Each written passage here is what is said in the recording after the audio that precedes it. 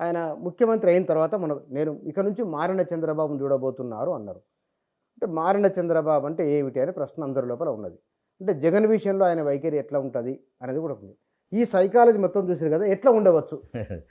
See మీరు ఒక 10 సంవత్సరాల క్రితం వెళ్ళిన తర్వాత చంద్రబాబు నాయుడు 2 టర్మ్స్ అయిపోయిన తర్వాత ఓడిపోయాడు కదా! ఓడిపోయిన తర్వాత మళ్ళీ ఎలక్షన్‌లకు పోయిండు కదా! అప్పుడు కూడా చంద్రబాబు నాయుడు మీరు ఇంటర్వ్యూలో చూడండి పాతయి పోతే తెలుస్తడు. నేను మారిన మనిషినండి అన్నాడు. సీ మనుషులందరూ ప్రజలకు తనకు ఉపయోగపడే అన్ని మార్పులను ఒకటేసారి రాకపోవచ్చు కాక నిజండి. సో అంటే ఇది ఏం చెప్పదలుచుకున్నాడు సిబిఎన్ గారు అంటే ఎవ్రీ టైం ప్రజలందరికీ కానీ తన చుట్టూన్న సహచరులకు కానీ అందరికీ ఏం చెప్పదలుచుకున్నాడు అంటే నేను మిస్టేక్స్ నుంచి నేర్చుకునే మనిషిని నేను. ఎవ్రీ టైం ఒక్కొక్క ఛాలెంజ్ చేస్తుంది ఓకే, బట్ అన్నింటిని కూడా నేను సానుకూలంగా దానికి సంబంధించి నేర్చుకొని ఒక కొత్త వ్యక్తిగా నన్ను నేను క్రియేట్ చేసుకొని నేను ఈ పరిపాలనను కొనసాగిస్తాను, పార్టీని ముందుకు నడిపిస్తాను.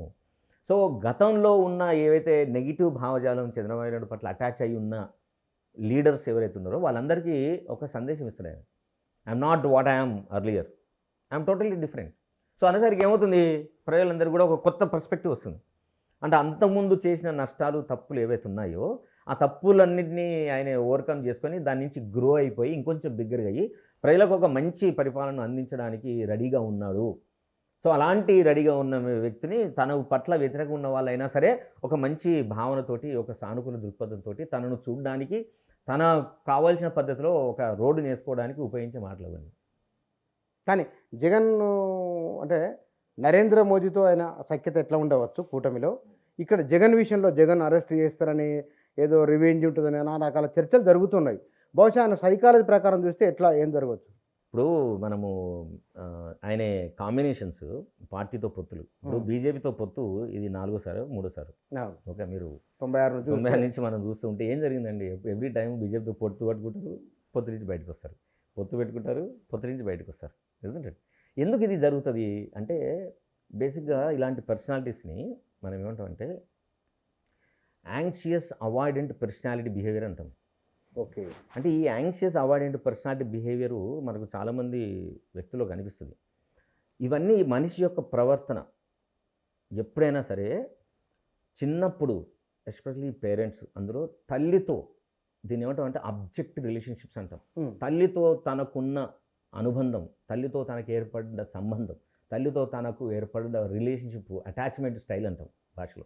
ఈ అటాచ్మెంట్ స్టైలు ఏదైతే ఏర్పడదో అదే మన నిత్య జీవితంలో మనం పెద్దగా అయిన తర్వాత మనం అన్కాన్షియస్గా అదే రిఫ్లెక్ట్ చేస్తూ ఉంటాం మనం.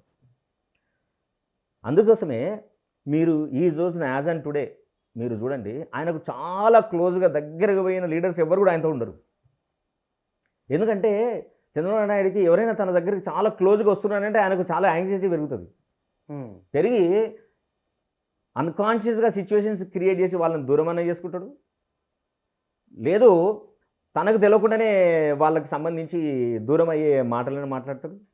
బట్ డెఫినెట్గా ఆయనతో కలిసి చాలా రోజుల పాటు ప్రయాణం చేయడం అనేది ఇట్స్ ఏ బిగ్గెస్ట్ టాస్క్. అది చంద్రబాబు నాయుడుతో కలిసిన వాళ్ళకి ఎవరికైనా అర్థమైపోతుంది, అది they cannot do it. So అందుకోసమే ఆయనతో జతగట్టే ఏ పార్టీలైనా సరే ఎక్కువ రోజులు మనలేవు. ఎందుకంటే చాలా ఆయన ఇష్టపడి దగ్గరికి వచ్చిన వాళ్ళంతా వస్తుంటే ఆయనకి చాలా యాంగ్జైటీ పెరుగుతుంది. ఈ cannot hold those very close relationships. ఇవన్నీ మనం చూస్తే మనకు అర్థమవుతుంది. ఎందుకనంటే చిన్నప్పుడు మనకు తెలియకుండానే మనకు 2 రకాలైన అటాచ్మెంట్స్ ఉంటాయి, సెక్యూర్ అటాచ్మెంట్, ఇన్సెక్యూర్ అటాచ్మెంట్ అని. అది నేను ఏర్పడే విషయంలో ఏంటంటే ఇన్సెక్యూర్ అటాచ్మెంట్ స్టైల్ ఏర్పడి ఉంటుంది. అందుకోసమే గతంలో ఎన్ని పార్టీలతో జతకట్టినా కానీ ఆ జతకట్టడం అనేది కంటిన్యూస్గా ఎప్పుడు కొనసాగదు, అది మధ్యలోనే విత్డ్రా అవుతుంది.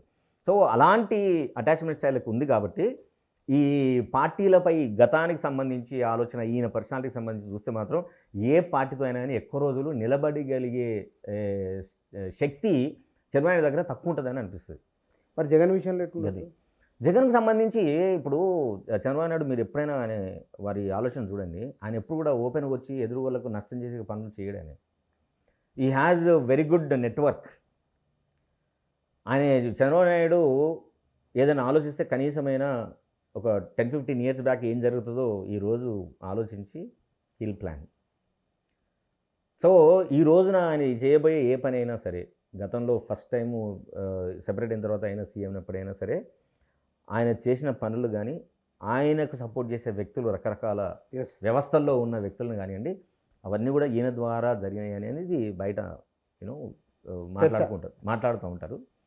సో చంద్రబాబు ఏదైనా చేసినా కూడా, ఒకవేళ జగన్కి సంబంధించి చేసినా కూడా చంద్రబాబు నాయుడే చేశాడు అని ఎవిడెన్స్ చూపించే పని లేకుండా చేయగలుగుతాడు. అంటే అరెస్ట్ చేయడం, జైలుకి పంపడం లాంటిది. అదంతా ఆయన చేతుల్లో లేని పని కదా.